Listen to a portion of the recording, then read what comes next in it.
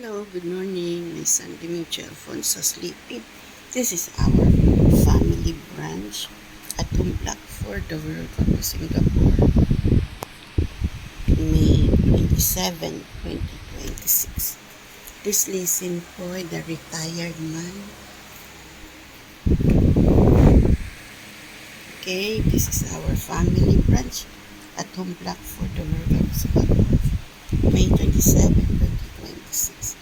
We're having a fried chicken with potato and walnut toast bread with noodles. Okay, bihon. Okay, bihon noodles. Okay, enjoy at home for the World Cup Singapore. Our family brunch. Okay, enjoy Singapore. My son Dimitri Alfonso sleeping. Enjoy Singapore.